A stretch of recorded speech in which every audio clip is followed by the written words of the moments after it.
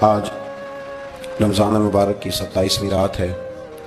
امام اعظم ابو حنیفہ رحمۃ اللہ علیہ سمیت بہت سارے بزرگ یہ فرماتے ہیں کہ یہی لیلۃ القدر کی رات ہوتی ہے، اگرچہ وہ اس بات کو طے نہیں کرتے، لیکن فرماتے ہیں یہی اکثر ہم نے اسی مقام پر لیلۃ القدر کو پایا ہے۔ نبی رحمت علیہ السلام نے صحابہ کرام علیہم رضوان کے سامنے گزشتہ امتوں کے احوال ذکر فرمائے کہ 1000 سال ان کی عمریں ہوتی تھی، 1500 سال تک وہ زندہ رہتے تھے۔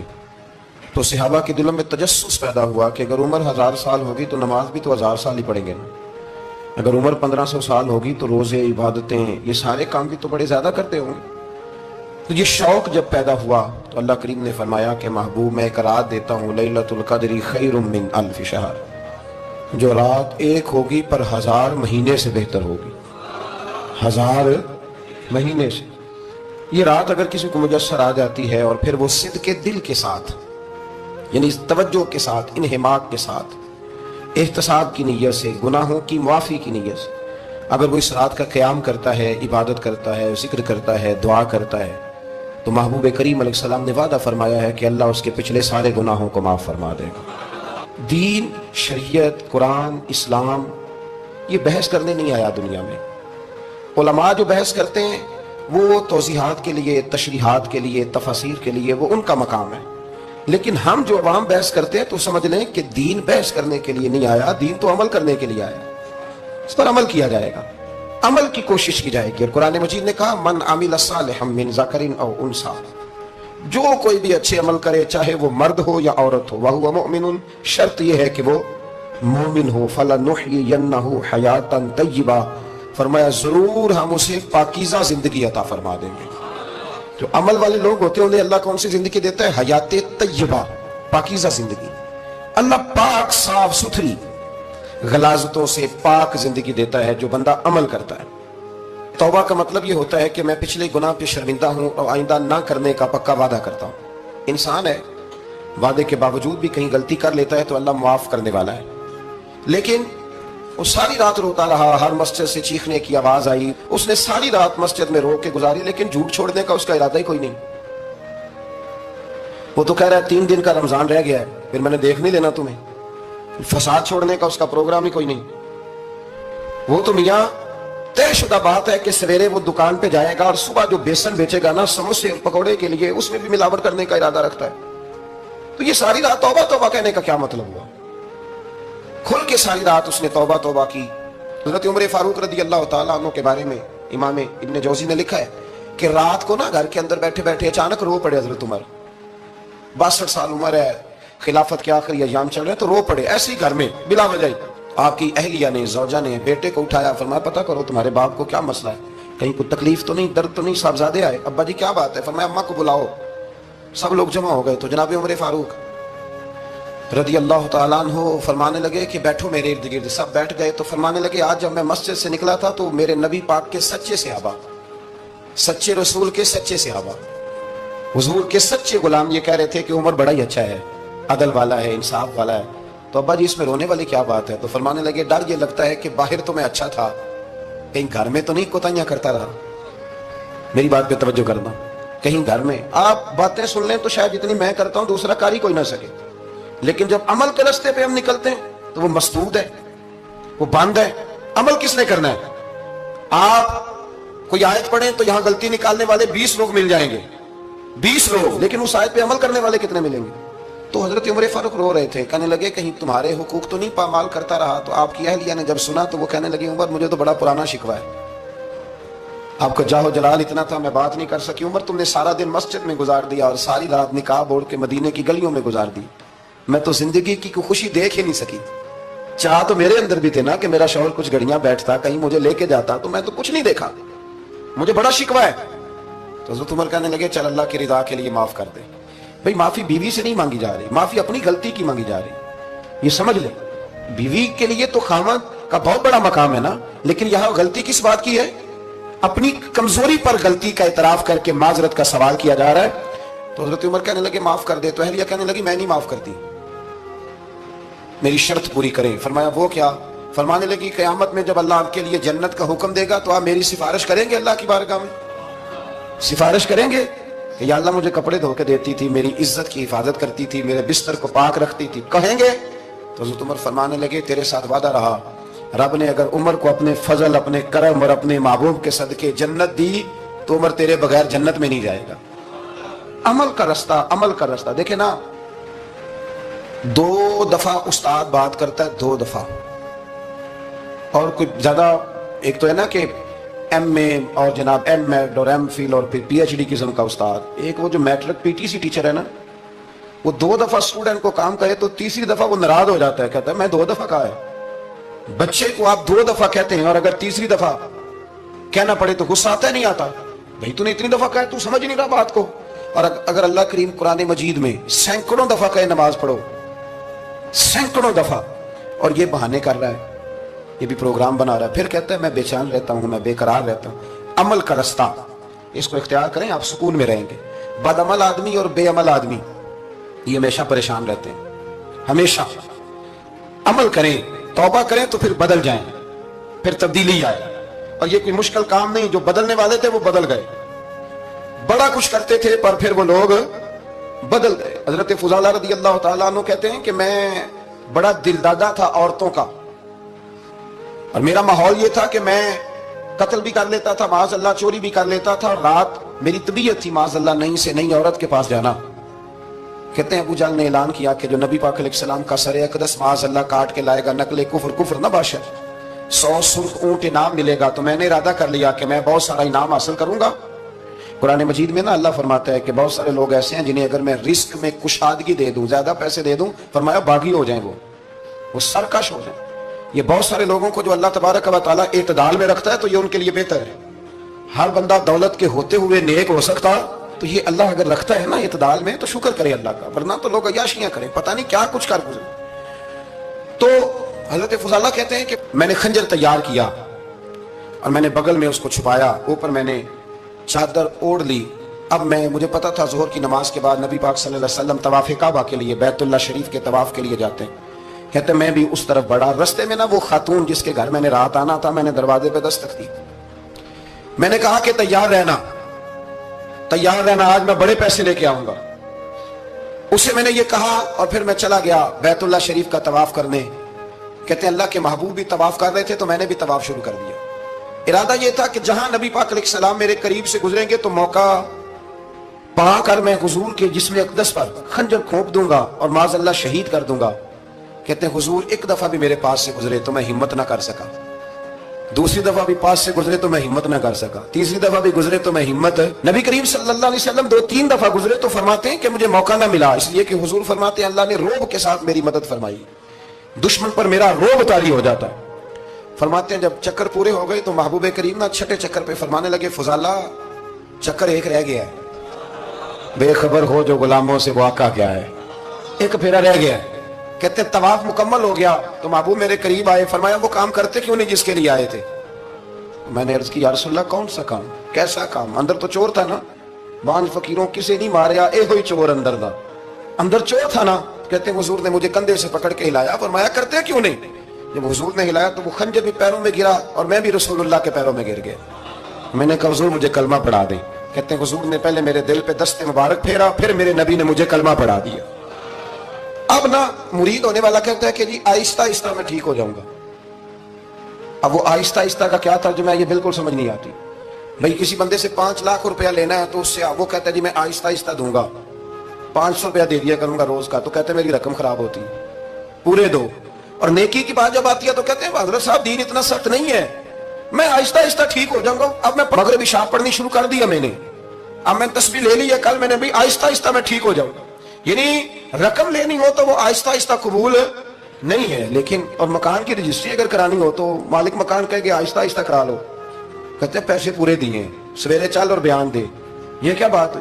یہاں یہ جو ہمارا ماحول تھا نا کر لیں گے ہو جائے گا، یقین کریں لوگ قبروں میں چلے گئے ہیں پر مسجدوں میں نہیں آئے، ہر کام سے لوگ ریٹائر ہوئے پر گناہوں سے ریٹائر نہیں ہوئے، آخر تک تباہی اتر گئی لیکن لوگ بدلنے کو تیار نہ ہوئے۔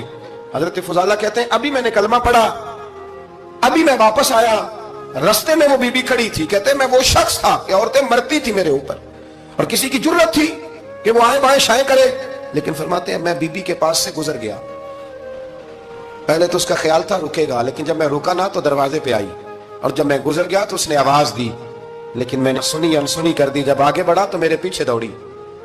فرماتے ہیں مجھے پکڑ کے کہنے لگی فضالہ تجھے کیا ہوا، تو وہی نہیں جو یہاں سے گیا تھا؟ آپ فرماتے ہیں میں کبھی نہیں رویا تھا، میں کبھی نہیں رویا تھا، اور جب کہا نا تو وہی نہیں، کہتے میں نے سر اٹھایا تو میری آنکھوں میں آنسو تھے، میں نے کہا میں جو گیا تھا وہ نہیں ہوں، اب تو میں محمد عربی کا غلام بن گیا، اب میں وہ نہیں ہوں، اب نہیں ہو سکتا کہ کوئی میری نظر میلی ہو جائے، یہ کیسے ممکن؟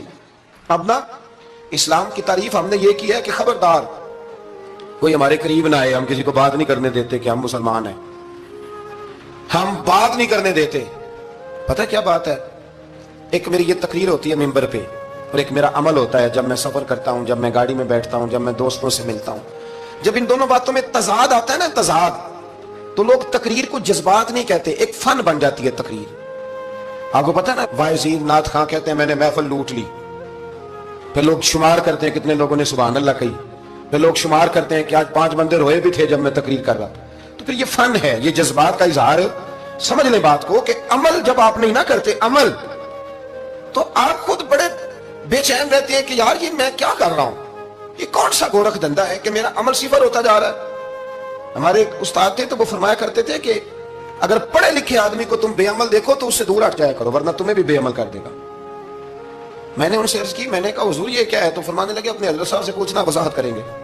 میں نے حضرت صاحب سے کہا جی عجیب بات کر دی ہے، علم والے بندے کے پاس بیٹھ کے تو علم آتا ہے، تو وہ فرما رہے تھے کہ علم والے بندے کے پاس اگر وہ بے عمل ہو تو بالکل نہ بیٹھنا، تو حضرت صاحب فرمانے لگے انہوں نے صحیح کہا ہے۔ اب بات بہت بڑی ہے، پتہ نہیں آپ کی سمجھ میں آتی ہے نہیں آتی، بہرحال کر دیتا ہوں۔ پڑھا لکھا بندہ اگر بے عمل ہو تو اس کے پاس ہے، تو میں نے کہا حضور کیوں؟ فرمانے لگے اس لیے کہ وہ اپنی بے عملی پر بھی دلائل دے گا، وہ بے عملی پر بھی دلیلیں قائم کرے گا کہ یہ وجہ ہے تو اس لیے میں ایسے کر رہا ہوں، تو چونکہ وہ بے عمل ہے اور ہے پڑھا لکھا، نبی کریم صلی اللہ علیہ وسلم کے غلام نہ پل بھر میں بدل جاتے تھے۔ اور اللہ تعالیٰ بھی نہ بڑے موقع دیتا ہے ہمیں، بڑے موقع۔ حضور نے فرمایا جس نے ایمان اور احتساب کی نیت سے روزے رکھے وہ نئی زندگی کا آغاز کرے، اس لیے کہ اللہ نے اس کے پچھلے سارے گناہ معاف فرما دیے۔ میرے نبی کریم علیہ الصلوۃ والسلام نے فرمایا جو شخص بیمار ہو گیا، مریض ہو گیا، اور نسائی شریف میں فرمایا کہ 3 دن تک بستر پہ رہا اور اس نے شکوہ نہ کیا اللہ کا، اور جب وہ شفا یاب ہو کے بستر سے اٹھا ہے نا، تب اللہ نے اس کے پچھلے سارے گناہ معاف فرما دیے۔ اور فرمایا جو حج کرنے گیا، حج کر کے واپس آیا، اللہ کے حبیب فرماتے ہیں یوں سمجھے کہ میں آج ہی ماں کے پیٹ سے پیدا ہوا۔ بڑے موقع اللہ نے دیے، بڑے موقع، بڑے سارے موقع عطا فرمائے کہ میں تیرے پچھلے گناہ معاف کر دوں گا، تو بھی تو نئی زندگی کا آغاز کرنا، تو بھی تو شروع کرنا نئے سرے سے، تو بھی تو بدل کے آنا، تو بھی تو اپنے اندر تبدیلی پیدا کرنا۔ سالوں بیت گئے، ہمیں سالوں بیت گئے، تقریر کرتے، تقریر سنتے، قرآن سنتے، پورا پورا قرآن سنتے، ترجمہ اور تفسیر لوگوں نے پڑھ پڑھ کے بڑا بڑا جگہوں پہ لوگ دلائل دیتے، بات کرتے۔ کب وہ وقت آئے گا جب ہم عمل کریں گے؟ تھوڑا تھوڑا مجھے سفر کرنا پڑتا ہے، دنیا میں گھومتا رہتا ہوں، تو کچھ چیزیں ایسی ہوتی ہیں جو کبھی کبھی انوکھی ہو جاتی ہیں۔ میں ایک جگہ پہ تھا تو وہاں 4 5 6 عمرے کے ٹکٹ تھے محفل میں، تو ہمارے آپ کو پتہ ہے نا وہ جو دلیلوں والے لوگ ہیں ان بیچاروں کو بھی کوئی دلیل نہیں ملتی، تو ایک صاحب مجھے کہنے لگا جی عمرے کا ٹکٹ دینا جائز ہے قرآن اندازی کر کے؟ میں نے کہا یار چلو جائز ہی رہنے دو، تیری مہربانی، کہ اب اس پہ بھی اعتراض آ گیا ہے۔ میں نے کہا 100% جائز ہے، کوئی اس میں کوئی ایسی بات نہیں ہے، لیکن اندازی تو شروع ہو گئی جو حدیث میں نہیں آئی، عمرے کے ٹکٹ والی ہے جائز، پر نبی پاک نے جس قرآن اندازی کا کہا تھا وہ کب ہوگی؟ حضور نے فرمایا تمہیں پہلی صف کے ثواب کا پتہ چل جائے تم قرآن اندازی کرو، وہ کس دن کرنی ہے، کس مسجد میں ہوتی ہے؟ حضرت عبداللہ ابن مسعود فرماتے ہیں تمہیں پتہ چلے اذان کا ثواب کتنا، تم قرآن اندازی کرو۔ کب کرنی ہے؟ کون پڑھے گا اذان؟ کون یہ آگے بڑھ کے کام کرے گا؟ بھئی جو قرآن اندازی حدیث میں ہے وہ کب ہوگی؟ یہ تو قرآن اندازی شروع ہو گئی اور ہو رہی ہے، اب تو لوگ جہیز دینے لگے ہیں قرآن اندازی کر کے، یہ ماحول بن گیا۔ دین عمل کرنے کے لیے آیا ہے، جو حکم میرے نبی پاک کے غلاموں کو ملا انہوں نے عمل کر کے دکھایا، انہوں نے عمل کر کے دکھایا، وہ عمل کے میدان کے لوگ تھے۔ حضرت ابوبکر صدیق سے زیادہ روایات مروی نہیں ہیں، اگر ڈھونڈنے نکلو گے تو زیادہ قول نہیں ملیں گے ان کے۔ حضرت عمر فاروق کے زیادہ اقوال، زیادہ ارشادات آپ کو نہیں ملیں گے۔ حضرت سیدنا عثمان غنی کی زیادہ باتیں آپ کو نہیں ملیں گی، ان کا عمل ملے گا، ان کا کردار ملے گا، ان کا لب و لہجہ ملے گا، زندگی گزارنے میں کیا طریقہ اختیار کیا وہ آپ کو ملے گا۔ اب تو وہ لوگ رخصت ہو گئے جن کے عمل سے لوگ زندگی پکڑتے تھے، عمل سے، کردار سے۔ تو عمل کا راستہ کب اختیار کریں گے؟ آگے کب بڑھیں گے؟ میرے رسول کریم صلی اللہ تعالی علیہ وسلم کے غلام عمل کرتے تھے، اور جب عمل کرتے تھے پھر اس کا ریزلٹ آتا تھا۔ یاد رکھنا، ریزلٹ نیتوں کا آتا ہے، ارادوں کا آتا ہے، عمل کا آتا ہے۔ گفتگو کا ریزلٹ، آپ بڑا اچھا سبق سنا لیں تو پیپر نہ دیں تو پاس ہوں گے کہ فیل؟ آپ تو کہہ رہے تھے وہ مجھے سارا ہی آتا تھا۔ تو عمل آپ کرتے ہیں تو عمل پر نتیجہ ہوتا ہے، عمل پر، عمل پر۔ حضرت عبداللہ ابن مبارک رحمت اللہ علیہ کے جو والد تھے نا، ان کا نام مبارک تھا۔ وہ ایک باغ میں رہا کرتے تھے، باغ کی دیکھ بھال کرتے تھے بڑے صاف ستھرے، بڑی ان کی طبیعت میں نکھار تھا۔ آج مسئلہ ہمارے ملک کا یہ ہے کہ ہمارے ملک میں صرف سیاستدان ہی جو ہے وہ غلط کام نہیں کرتا، یا بہت بڑی انڈسٹری ہو تو وہاں خرابی نہیں ہوتی، بلکہ ریڑھی والے کا بھی اگر ہاتھ پڑ جائے نا تو چھوڑتا وہ بھی کوئی نہیں، الا ماشاءاللہ۔ وہ بھی جو اچھے اچھے آم ہوتے ہیں وہ فرنٹ پہ لگائے ہوتے ہیں، اس نے دکھانے کے لیے اور ہوتے ہیں اور دینے کے لیے اور ہوتے ہیں، اور وہ کہتا ہے کہ یہ بھی تو میں نے بیچنے ہیں نا، تو بھئی اگر یہ بھی بیچنے تھے تو اکٹھے لگانے چاہیے تھے، لیکن معیار ہے نا ہمارا، عمل کا راستہ مسدود ہے۔ حضرت مبارک جو تھے وہ مالی کے طور پر غریب آدمی تھے تو کام کاج کرتے تھے۔ تو ایک دن باغ کا مالک آ گیا، اس نے آ کے آپ سے کہا کہ کنوں کا باغ تھا، اس نے کہا کہ لاؤ ایک، کنوں لا کے دیا تو کھٹا تھا، اس نے کہا یہ نہیں ٹھیک، دوسری درخت سے لاؤ، دوسرے سے لائے تو وہ بھی کھٹا تھا، تیسرے سے لائے وہ بھی کھٹا تھا۔ کہنے لگا بیٹے کتنے سال ہو گئے تمہیں؟ تو فرمانے لگے 10-12 سال۔ تو کہنے لگے تمہیں ابھی بھی نہیں پتا کس جگہ کا کنوں میٹھا ہے، سارے کڑوے لائے ہو؟ تو آپ فرمانے لگے آپ نے مجھے دیکھ بھال کے لیے رکھا ہوا ہے، کنوں چکھنے کے لیے نہیں رکھا، مجھ سے قسم اٹھا لیں کبھی میں نے چکھا بھی ہو، اس لیے کہ میرے ذمہ اور کام۔ باغ کا مالک کتنا خوش ہوا کہ اس نے آزاد بھی کر دیا، اپنی بیٹی کا نکاح بھی کر دیا، اور وہ باغ بھی آپ کو تحفے میں ہی دے دیا۔ ان کے گھر حضرت عبداللہ بن مبارک پیدا ہوئے۔ ان کے والد گرامی کہتے ہیں کہ ایک دن پھر ایسا ہوا کہ میں نے نا باغ بڑا سجایا، سوارا، محنت کری، بادشاہ آ گیا۔ تو بادشاہوں کو بھی کچھ چیزیں پسند آ جاتی ہیں نا، اور ہمارے ملک میں تو ڈھیر سارے لوگ بادشاہ ہیں، ڈھیر سارے لوگ بادشاہ ہیں۔ اگر کسی تگڑے بندے کو کسی غریب کی جھونپڑی پسند آ گئی پھر اسے دینی ہی پڑے گی، بلکہ ایسی ایسی خبریں سننے کو ملتی ہیں کہ چودھری صاحب نے آ کے کہا کہ مفت دینی ہے کہ پیسے لے کے دینی ہے، یہ یہاں تک خبریں۔ تو بادشاہ آ گیا، اس نے دیکھا بڑا سجا سنورا باغ ہے، اس نے حضرت مبارک سے کہا کہ مجھے نا جوس بنا کے پلاؤ کنوں کا۔ تو حضرت نے اسے نا جوس دیا، اس نے پیا تو بڑا مزہ آیا، کہنے لگا ایک گلاس اور نہیں دیتے؟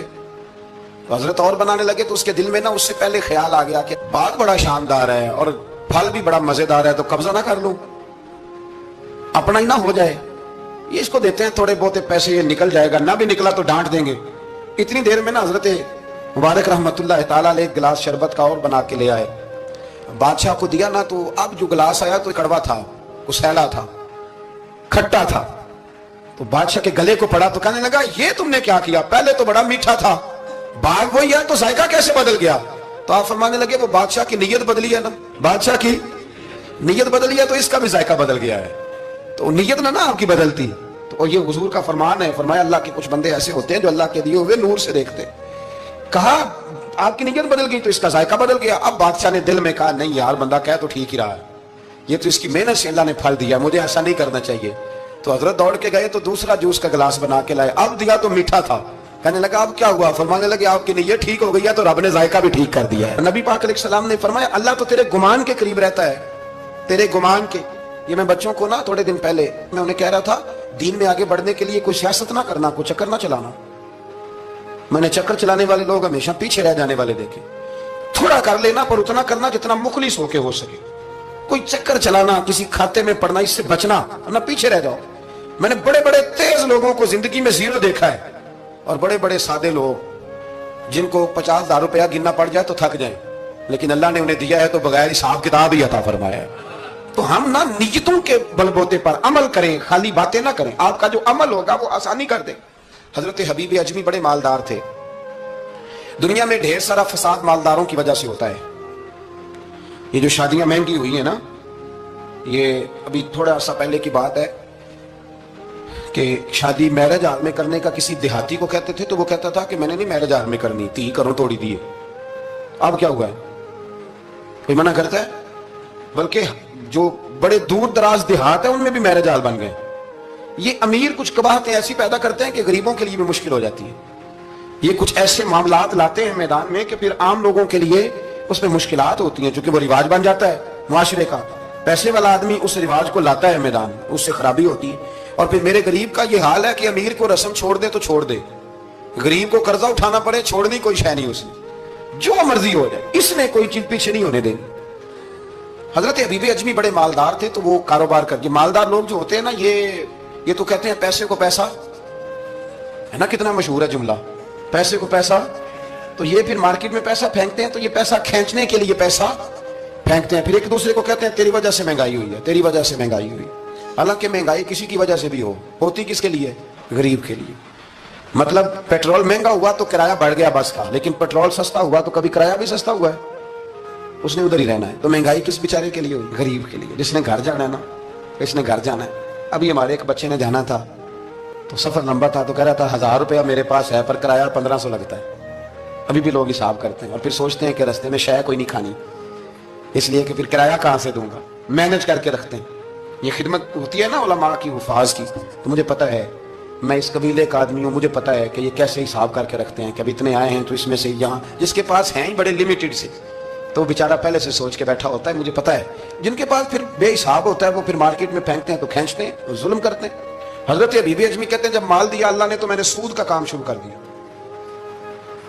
اب سود والوں کے پاس بھی بڑی دلیلیں ہیں, انشورنس والوں نے بھی فتوے رکھے ہوئے ہیں, وہ آگے فتوا دکھاتے ہیں, وہ کہتے ہیں جناب فتوا. تو میں نے کہا کہ فتوا مارکیٹ میں میری طرح کے مولوی ہیں میاں, اب کیسی بات کرتے ہو, فتوا تو مل ہی جاتا ہے, لیکن نبی کریم علیہ السلام کا وہ فرمان ذہن میں رکھنا کہ حضور نے فرمایا ایک حلال ہے تو ایک حرام ہے, ایک میں شک ہے. اللہ کے نبی فرماتے ہیں تم نے شک والی چیز سے بھی بچنا ہے. اس میں مشکوک ہو گیا نا کہ پتہ نہیں, اب دیکھیں نا علماء کا یہاں اختلاف ہے, جو جائز کہتے ہیں قابل احترام ہے, لیکن جو ناجائز کہتے ہیں ان کے بھی تقوی میں کوئی شک, تو شک آ گیا نا اس بات میں. تو حضور نے فرمایا تم شک والی چیز سے بھی بچو. حضرت حبیب اجمی کہتے ہیں میں سود کا دھندا کرتا تھا, بڑا سود لاتا تھا, بڑا سود, اور یہ سود جس پہ چڑھ جاتا ہے اس پہ اترتا نہیں. پاکستان کا بھی بنیادی مسئلہ یہ ہے کہ سود اتنی بڑی نحوست ہے کہ یہ اللہ رسول سے جان گئے, کیونکہ بہت زیادہ سود ہم دیتے ہیں. اس لیے میں تو آپ کو پتہ ہے جو کوئی برا کام کرے اس کو برا کہنا چاہیے. حکومتی لیول پر تنقید اس لیے اچھی ہوتی ہے کہ لوگوں تک جب پہنچتی ہے تو فائدہ دیتی, لیکن جو بندہ اچھا کام کرے اس کی اچھائی کو بھی بیان. حضرت حبیب اجمی رحمۃ اللہ تعالیٰ علیہ فرمانے لگے کہ سود کا کاروبار میں نے شروع کر دیا, بڑا وسیع تھا میرا کام سود کا, میں سود لیتا تھا, سود پہ گزارا ہوتا تھا. میری بیوی مجھے سمجھاتی تھی کہ یہ سود ہے, یہ حرام ہے, یہ غلط ہے, سے بچو. کہتے ہیں وہ کئی دفعہ مجھے کہتی تو میں ڈانٹ دیتا. ایک دن نا میں سود کے پیسے لے کے نا آ رہا گھر, اس کا میں نے گوشت خریدا, بیوی کو دیا کھانا پکانے کے لیے, تو اس نے ہنڈیا چولہے پہ رکھی. کہتے ہیں اس نے ذرا اس کے اندر چمچہ جو چلایا ہنڈیا میں, تو وہ لایا میں گوشت تھا پر سارے کا سارا خون بن گیا, خون بن گیا سارے کا سارا. اللہ اکبر. کہتے ہو میری بیوی چیخیں مارنے لگی اور لا کے میرے آگے رکھا, کہنے لگے یہ تیرے سود کے پیسے خون بن گئے, آ تجھے بھی پلاؤں اور تیرے بچوں کو بھی. وہ کہتے ہیں نا کچھ لوگ کے گھر کے کونے سے چیخنے کی آواز آتی ہے تو سارے پیر بلائے, فرق کوئی نہیں پڑتا. تو میں کہتا ہوں پھر غور کر لو, شاید اس کونے میں کسی یتیم کے پیسے لگ گئے ہوں, کسی بیوہ کی آہیں ہوں. اگر اس رقم کی کوئی گھر بن جائے نا تو پھر ساری دنیا کے پیر جمع کرو تو چیخنے کی آوازیں بند نہیں ہوا کرتی. حضرت حبیب اجمی رحمۃ اللہ تعالیٰ علیہ فرمانے لگے کہ وہ جب بن گیا نا خون, تو اب میرے اندر نا چوٹ لگی کہ یار اگر دنیا میں اللہ تعالیٰ مجھے نظارے دکھا رہا ہے تو آخرت میں میرا کیا بنے. کہتے میں درد کے ساتھ باہر نکلا. بچے گلی میں کھیل رہے تھے, جب ان کے قریب سے گزرنے لگا نا, تو ہم تو کہتے ہیں نا لوگ حسد میں بات کرتے ہیں, لیکن ایسی بات نہیں ہے. کچھ شریر لوگ ہوتے ہیں جو حسد میں بات کرتے ہیں, پر دیکھنا چاہیے کہ لوگ ہمارے بارے میں کیا کہتے ہیں. انتم شہداء اللہ فی الارض, حضور نے فرمایا تم زمین پر اللہ کے گواہ ہو. مومن جو تمہارے بارے میں کہے کان لگا کے سنو. لوگ تمہیں کیا کہتے ہیں, کن لفظوں سے یاد کرتے ہیں. جن لفظوں سے لوگ دنیا میں یاد کرتے ہیں, مرنے کے بعد بھی انہی لفظوں سے یاد کریں گے, انہی لفظوں سے. کوئی تمہارے لیے ہاتھ اٹھا کے دعا نہیں کرے گا. ہاں اگر تم نے خیر کی ہوگی تو پھر لوگ گلیوں سے نکل کے آئیں, پھر لوگ روئیں گے کہ بندہ بڑا تھا.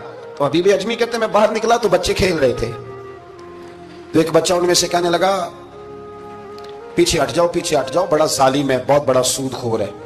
چھوٹا بچہ, ایسا نہ ہو کہ اس کے پیروں سے مٹی اڑے اور ہمارے کپڑوں پہ پڑ جائے تو ہمیں بھی نحوست ملے. چھوڑو, سودیا ہے.